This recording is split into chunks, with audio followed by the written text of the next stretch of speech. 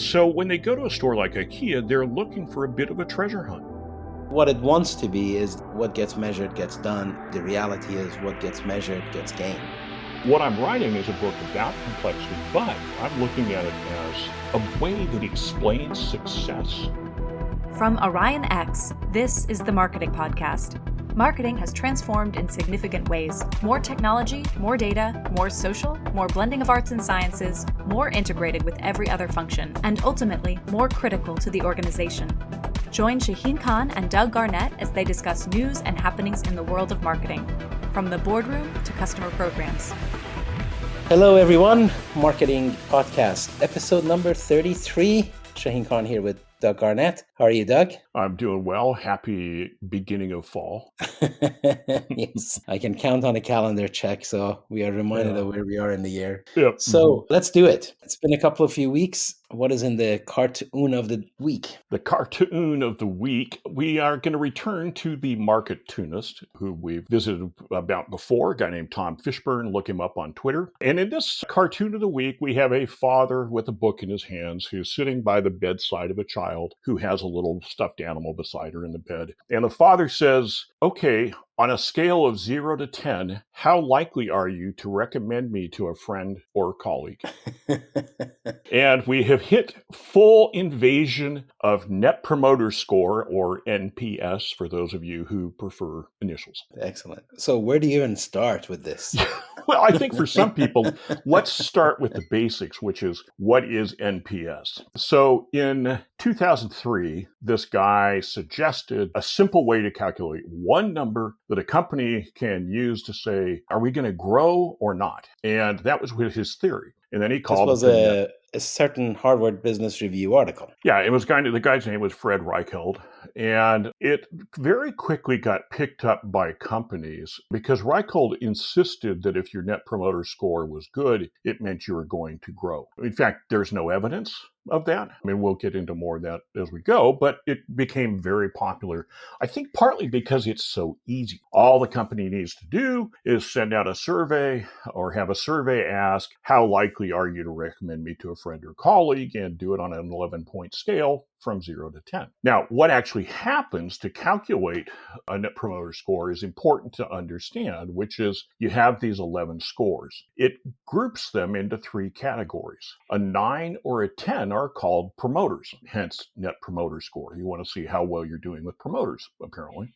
8 and 7 are called passives, and then everything 6 and below is thought to be a detractor, is classified to be a detractor from your success. And then you do a calculation and you do a percentage. Okay, how many of my people were promoters? How many of my people were detractors? And we're going to ignore anybody else. So God help you if you scored a 7 or an 8 from people, because we're just ignoring those. And then you subtract the percentage of detractors from promoters and you get a score somewhere between -1 and 1. And obviously a 1 is perfect and a -1 is horrible, and da-da-da-da. So it's simple. And, companies put them on their dashboards. They report them to investors.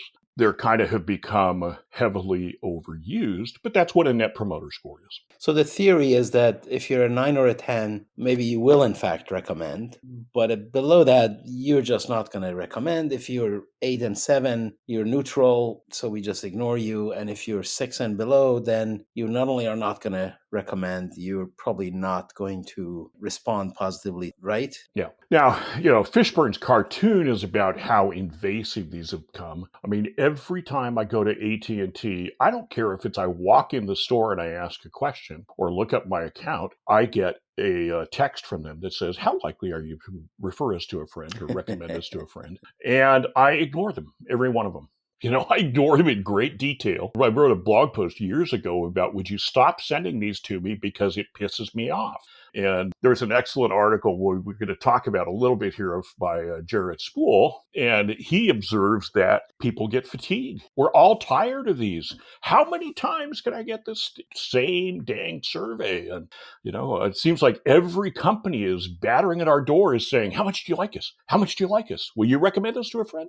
And it's too much. I mean, it's insane. And what happens with these things, that also means it makes it more meaningless. Whether Net Net Promoter Score started with any meaning, it's very quickly becoming completely meaningless because we get so many of the scores and they become perfunctory. Oh, I'll just throw this in. And sometimes you're buying something that is very arcane or something that is extremely personal, and that conversation is never going to come up for me to recommend it. Yeah. It's like, Well, are you like, do you like not know what you're selling? Well, for example, I mean, for me, the big question here is, how likely am I to recommend somebody? The question is, I don't know, did they ask me for a recommendation, right? And if somebody comes to me and says, hey, who would you recommend for cell service? I might discuss my AT&T experience. But if somebody is, I'm not going to run into a friend on the street and say, by the way, you ought to check into AT&T. I mean, that's just insane. This is the Rev of Linux kernel you should be using on your laptop. Yeah, that's right.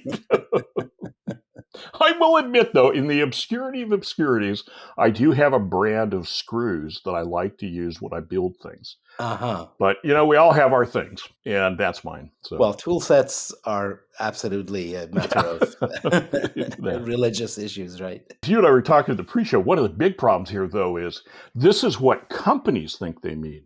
But what does a customer get? They simply get a scale 0 to 10, and they're asked, how likely are you to recommend us? The customer doesn't know that if they give an 8, which as a customer, I've given 8s, that's just a fine score. It means I wasn't perfectly, I didn't skip out of the store, singing at the top of my lungs, but I wasn't pissed, so I'll give a 7 or 8.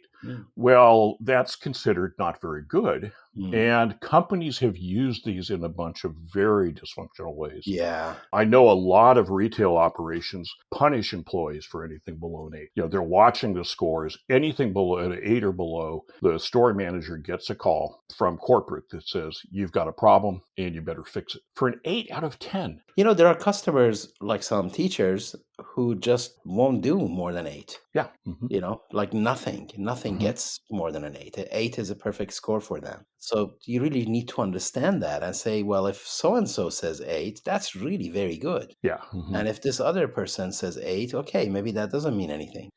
You have no way of understanding that aspect and many others. No, and I think that, as you dig into Net Promoter Score, there are all kinds of errors. So Fishburne starts us off with the fact that they're now everywhere, but there are also a tremendous number of errors embedded in it. Unfortunately, some of the standards, AS 9100, for example, encouraged things like NPS. So, if companies say, well, we're going to use our, set up our customer service according to standards, they're forced to do these things to meet the standards. And that is incredibly dysfunctional. Oh, wow. So just in order to be compliant, you have to do something that you may not even believe is useful. It may not be right. You may not want to use it. But as happens, once these things exist, the tendency of bureaucracies is to use them and to use them wrongly. And so it gets used wrong, I published a couple posts about Walgreens because I had this experience in Walgreens one day where I'm shopping and I heard the manager talking to a couple of friends who'd come in, like family friends.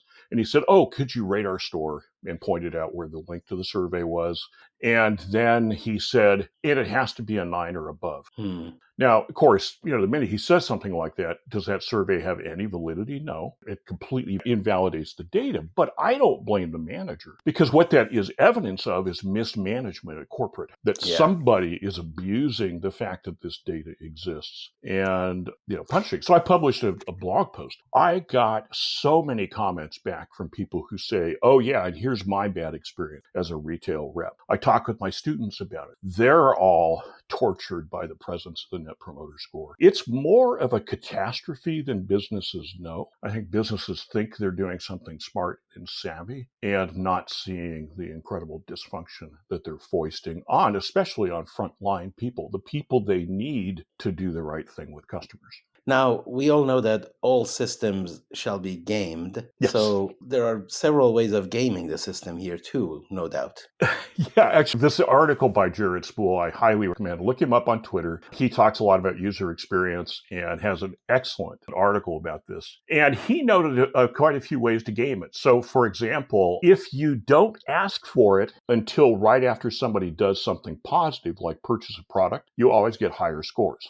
And there's also value in people dropping out of the process early if they're not going to buy, because then they won't take the survey, and that'll improve your scores as well. I mean, the truth is you can game this thing, and you can game it in all kinds of ways. The worst gaming I saw is he has a picture in his article from a Lowe's store, and I like Lowe's, but he has something from a Lowe's store, and it says, your opinion counts. And then underneath it shows an 8, 9, or 10, and the 8 is red and says fail, and the 9 and 10 are green. One says good and one says excellent. And what that is an attempt to get customers to give 9s and 10s. As you and I were talking, the big missing information here is that customers do not know that an 8 will be used to punish the person they worked with. But in a way, they're sort of explaining the scale. They're saying, hey, customer, 8 is failure. So give me an 8 only if you think I really failed.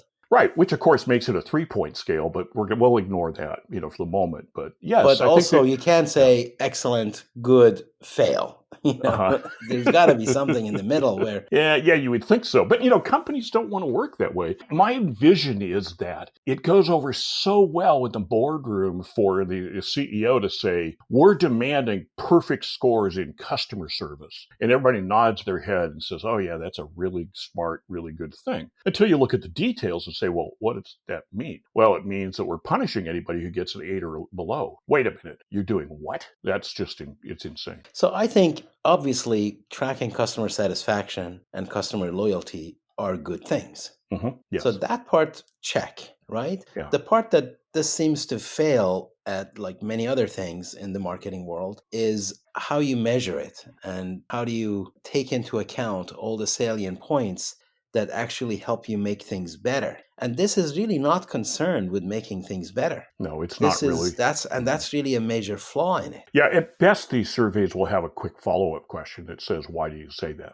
And I mean, I'll use that. If I have a problem, I'll use that. And of course, I never get responses to it. Exactly. How often are you going to get response? I'm not going to tell you why. Why would I write a big, long thing to complain about what's going on? I think, as I've looked at it, yes, we do need to worry about this. First of all, store managers should know. I mean, they know how well their store is doing. And regional managers and district managers will know how well the stores are doing. So first of all, it's not like the company doesn't know what's going on in the stores without a net promoter score.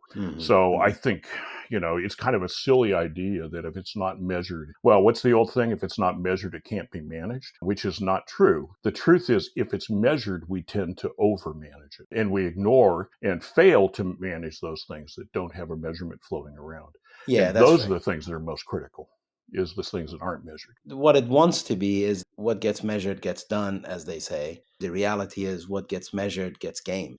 And you go through all sorts of machinations to get the numbers that you want. We used to do Six Sigma for a while, and obviously that relies a lot on surveys and data. And I remember saying this was a process to turn opinions into facts, right? You ask half a dozen people what they think, and that is just opinion. But if you allocate a numerical value to it, and you say 8, 5, 3, 4, and you sum it all up and average it, suddenly that sounds like a real fact. Yeah, we'll get to talk about my book in a bit, but I got an entire chapter on measurement in the book, and I put it in the section on human factors, because the issue in measurement isn't the measurement. The issue in measurement is how people respond to it, because numbers have psychological meaning, especially once they get loaded with this affects whether or not you keep your job, or whether or not you get a promotion or a raise. Those numbers are not just numbers. There's absolutely no way that those can be seen that way. They have a tremendous psychological impact. So I'm including the discussion of measures and metrics in the discussion of human behavior. That's excellent. I was going to ask you and offer one other thing, which is the truth is, okay, suppose somebody said, let's both give our answers here, but I think we ought to answer the question. If somebody said, well, what would you do instead? First, I would be in serious touch with the management, the store management, the regional management, the district management. They're the people that really grok what's going on. But then I would also periodically do surveys, have a research firm that figures out a way to do surveys. Maybe it's people standing in a store that talk to shoppers get more depth, and do that every 6 months, and you'll be able to track it and kind of understand what's happening. But you'll get enough depth that it'll be meaningful and you can actually make a change that makes a difference. So for me, that's where I would start. If this was, what would you do otherwise? That's what I do. But I don't know. What are your thoughts? I think a lot of these management by metrics are really an attempt to make up for lack of the proper culture, mutual trust, mutual competence, working together to make things better, not being in touch, trying to manage things remotely and not sort of knowing what's going on the ground. And now you can close your eyes and say, well, I don't know. The number says this. Mm-hmm. And as soon as you do that, you really are encouraging people to game the system and give you the numbers that you want, or worse, just leave. Mm-hmm. And so I think in the context of these things, sometimes I see the benefit of these things if you have nothing in place and you're just trying to get started somehow. And you say, I have no data at all, so let me just start somewhere and gather some data. Okay, in that context, I can see it. You're just getting your feet wet and it's a start. But if you're still doing it after a good while, that means you've really never made progress. Yeah, I mean, AT&T has been doing it with me for over 10 years. They like get a it. grip. They clearly like that. Yeah. Is it working for them? I don't think so. Well, actually, I have a major outstanding issue with AT&T, and I can't get anybody to actually deal with it because it's very tricky. And I decided that it's subtle enough that I need to write a letter that explains it. So I've written a letter, and I've talked to AT&T, and they say, oh, no, we don't have any place you can send a letter. Oh, interesting. I just want to explain to them what we're after because on paper, it's going to make a whole bunch of sense. But I can't do it. And so, is it working for AT&T? No, not with me. They're about as unresponsive as can be. But it's also not like market shares in the US have changed much. It's still the main players and they're more or less where they've been. Well, they have this momentum in the market that net promoter score goes up or down isn't really going to be effective. They've got momentum and size, and they'd have to kind of screw up really bad to get a big change. Now, a company that does things differently and interestingly is IKEA. Yeah. And there was a story about IKEA and how their stores are impossible to get out of, and the jokes that I've heard from kids on all the people who get lost in IKEA and can never find their way out. And it's the evening now, and they just grab one of the beds and sleep there. Or maybe they start working there. That's Right. like their recruitment strategy. All the jokes aside, they do a bunch of things well. Yeah, they do. In the morning, they get a vest and a badge, and That's they're now employees. You're one of us now. No, I was struck by an article I ran into that talked about they ran a test and they've done some downtown stores in Europe. And, Target has done this as well with neighborhood stores. And it's interesting. Target's done pretty well with them, I think. And I like their neighborhood store that's nearby to me. But when they did these stores, IKEA decided that they should not use the usual IKEA maze approach. We all know the maze approach. You go in one door of IKEA and first of all, you have to go, it's kind of like a chutes and ladders game, You have to First you have to meander go all by around. the candy cane forest and then all this stuff. But that's what they had done. So they said, well, we've got these urban stores. They don't really need that. So we're going to do away with the maze. Interestingly, and they don't release sales results, but their follow-up with customers found that a lot of customers missed the maze and were not happy without it. And I think it's a really fascinating point because you get a lot of noisy people out there saying, oh, I hate the maze. You get lost in IKEA and all the jokes and things like that. But it reminds me, as we talked in the pre-show, that not everything that people bitch about or complain about is bad enough to change. For example, there were studies that showed that back in the bad old days when there were TV ads interrupting our programming, people on average enjoyed the programming better because there's nothing like having a cliffhanger and spending 2 minutes mentally pondering what's going to happen to resolve that cliffhanger while you ignore IKEA ads to get you more interested in the cliffhanger. And it actually paid out well for viewers that was there. So not all friction is bad, as I like to say. We couldn't walk on Earth if there wasn't friction. Yeah, that's right. Not all friction is bad. So anyway, that's the story, is that they were not happy with it. So I think IKEA is going to go back and redo those downtown stores that are smaller stores, but still include a sense of... Well, I love the insight that when you go through the maze and meander around, you're imagining yourself with the surroundings that they have created, and you're living through a 3D realistic ad. So that's really pretty cool. And the article was saying that came about because they had the catalog before they had the store. So when they built the store, it made sense to exhibit the catalog and set it up the way the catalog was. So I don't know to what extent this was intentional. Mm-hmm. And then they had that in their flagship store, and then it got replicated everywhere else. So the question I had was, Mm-hmm. is this a distinctiveness or a differentiation? Because when you remove it, that's what's happening. Right. I would suggest it's both. I think there's a little bit to which, like the targets, the small targets now are kind of like mini big targets, but somehow they've figured out how to merchandise them so that I find everything I want. So I don't know how they've done that. It's kind of miraculous, but it's very impressive, But when you go for a smaller store format, first of all, you have to be careful that you maintain the brand. And I think that the IKEA maze is part of their brand. Exactly. I think it's part of their identity. Yeah, it is. But I think it's there for a bigger reason than just because you do it. And I fully agree. Seeing the catalog in real life is tremendous and very effective for them. But I thought, too, the idea that came out of Costco, that visiting and shopping at Costco is a treasure hunt.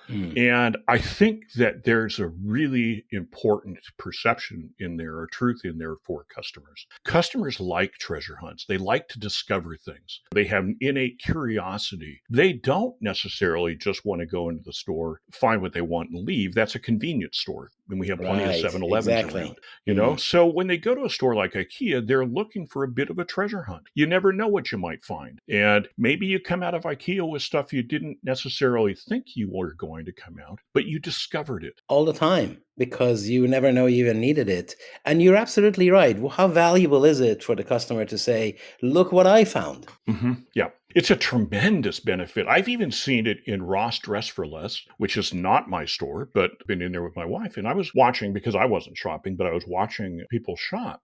And there was this sense of, look at this. Look what I found. Here's a silk blouse for $2.50 and things like that. And the idea of that discovery, it's a very human reaction. And I don't know why. I think partly we're driven by tech and everything has to be perfunctory and efficient. And no. We're people, we like the richness of our lives. We like a lot of things that, some people are going to get frustrated with the maze, or they might on some days be frustrated. But overall, it's a tremendous reward for them. Ross is a great example. I used to call it the store that you need to go to every day. That's the only condition where you will find things that you really enjoy, because they come and go. And it's just the one that they have. The only way to make sure that you benefit is that you're there every day. Yeah. Well, and there are people who are not shoppers in that way. One of my brothers is not really a shopper in that way, which is fine, This goes back to that distinction I make that, we use Amazon to buy. We don't shop very much on Amazon. And shopping is a physical experience by and large, and it works really well in stores. And so IKEA's got a brilliant shopping environment. And given this experience, my question would be, why change it? It works. I wonder why the digital folks haven't tried to bring that shopping experience to you. Why is it that it's so hard to shop online? It shouldn't have to be. Well, you would think that, except that I think, what we take in sensorially with our senses in a store is vast. Yeah. So, when we're in IKEA, we're not just seeing, here's a clever or a nice looking buffet. What we're seeing is the buffet in context with the stuff around it. We're judging its size. We're thinking about how it might fit into our room. And we could do all that, I think, much better in a physical store. And I think it's very tough to do that in tech. And I think that the problem, too, is that the people in tech, there's been a tendency in retail tech to say, well, let's just duplicate that. So we use virtual reality. I don't think that's the way to success. The way to do it in tech is to create a shopping experience. Find a way to offer a guide through of some sort that helps. And they're trying. It's just much harder on tech because we're, in a very limited thing.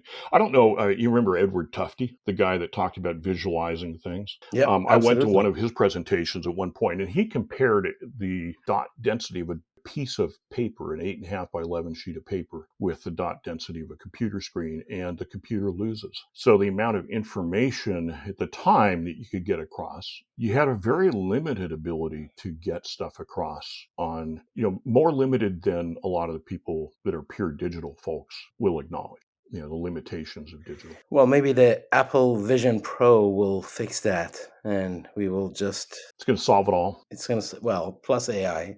Yeah.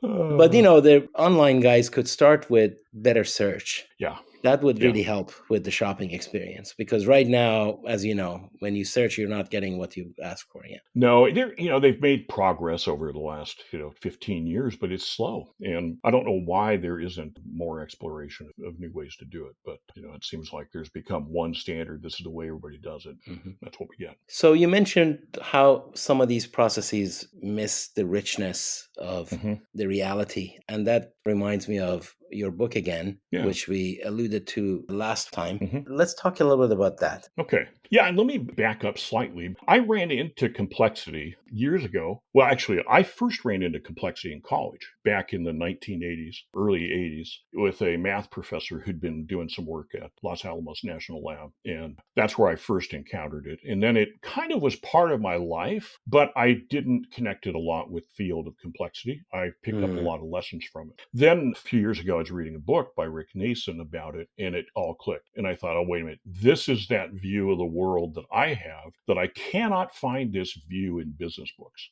And so I grokked it and I dug in, and I realized how much my career had been influenced by those early interactions with complexity, and how much my approach to management and approach to marketing were based on a complex understanding and knowing that that's the way the world worked, not the nice, neat assumptions of the business book approach. So I headed off to follow on that, and I did a lot of research in science and the like. And then I thought, okay, I'm going to write a book about this. I'm going to write a book about marketing. But as I dug into it, what I discovered is we were missing a core, very important book, which is there was no book that kind of is a foundation book for the field that says, okay, if you want to learn about complexity in business, start here, and then you can go leverage off into other things, because there's a lot of different places. So I chose to write that book thinking that maybe I had some good value to bring because I had been involved with it so long ago, and because I kind of am a geeky scientist at heart, and because I've also worked consumer behavior. So I've kind of covered a really wide range of realities. That's right. In Yes. business. And so what I'm writing is a book about complexity, but I'm doing something I haven't seen, which is I'm looking at it as a way that explains success in ways we've never been able to do before. What does it take to succeed as a business? Because it's a lot thicker than people assume. And when you go back and track companies and you really follow what happens in companies, nobody succeeds on the straight and narrow. It is always filled with side venues and path changes, and all companies go through that, and that's just part of success. And so that's fundamentally what I've done. Is I've gone back. In doing that, though, I made a choice, which is I did not want to drive immediately for a book. So I started writing around the topics, and I broke it out, and I knew that I had about 12 or 15 topics, which I call the forces of complexity. And they're kind of the key things that cause these things to happen. So the first force is emergence. A lot of things emerge as we do business. And, if you look at trying to predict the future for a business, one of the reasons those predictions always fail is there's a lot that emerges as we do business. So we make a prediction, and then a competitor brings out a product we didn't know was on the way, or the market changes, or the Fed raises interest rates, or there's all these things that we cannot predict, cannot control, that emerge as we do business. So they kind of come out of the works, and we have to manage amidst them anyway. And how well we manage with what emerges determines a great part of our success, whether we know how to adapt to that. Unfortunately, a lot of the business book methods are so linear and so strict that they don't leave room for people to say, wait a minute, I detected something new. We got to figure out this stuff. So you didn't want to crank it out. No. You wanted to, and I've observed you do this really over the past couple of years. I've seen how you've written and rewritten and have thought through and withdrawn and come back and, in a wonderful way, trying to just do a great job of this. So where are we now? Well, I'm buttoning it up right now with an editor to start shopping with publishers. So I'm on the verge of shopping it with publishers, and I will start doing that this fall. And Excellent. So it has pulled together. Out of that whole process, it's been fun because there's a lot of things that late stage emerged from the writing. There's an old phrase about, I write because I don't know what I think until I see what I write. And that fits me very well. And there's been a bunch of really useful things that I've pulled out of things I've written and said, okay, now how would I help somebody else with how do you manage when you're facing complexity, because that's a challenge that we're not trained for. We kind of know the linear path of management, top down. You got plans, you got procedures, you got steps to take, you got a bureaucracy with rules. What do you do when it's not that neat and clean? How do you manage in those situations? And it's possible, but you have to, so I've discovered a bunch of stuff. So that's all coming together and working on taking it to publishers this fall. And from there, we'll see. We'll just have to stay tuned. That's excellent. And see what happens.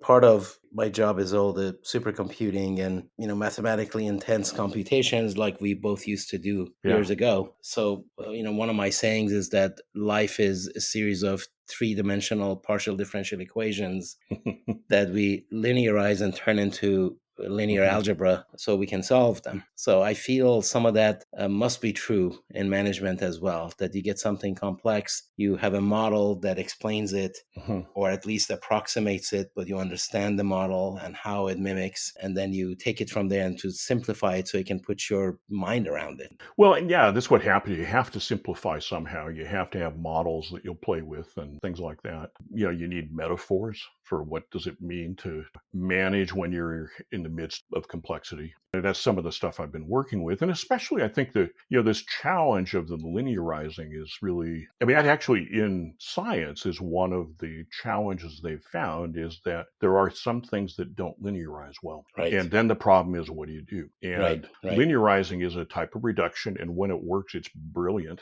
All that structural analysis work I did early in my career, those guys were working almost entirely with linear things where you didn't need to worry about time. And so you could say, well, if a 10-ton weight is in the middle of the bridge, we don't have to worry about exactly what the time sequence is in which it arrives there. We can just look at 10 tons on the bridge, what happens. That's why you need actual supercomputers to solve some of these things.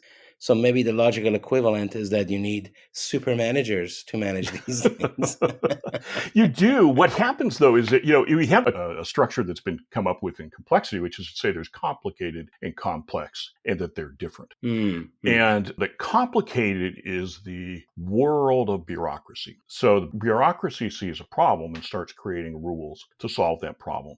And so we create rules and rules and rules and rules and rules. And then you put it in play, and then you realize that those rules don't do everything. So you start putting more rules in place, or new departments in place, or new managers in place. And that doesn't quite do it. So you put even more of them out there. And it's kind of this increasing complication. And what happens sometimes is when you realize the complexity that's underneath it, you can find smarter, easier solutions. Mm. For example, one of those places is in quality control. So most companies have these massive quality control bureaucracies. However, they begin to slow things down so much that they decrease the overall quality coming out of companies. So very often those kind of complicated systems can backfire on you. And there are ways to look at quality, which is to assign quality responsibility to people, to vendors, to, basically if you shift from having rules define everything to having people take responsibility for them, it turns out to be a smart trade that's supported by complexity. Yeah.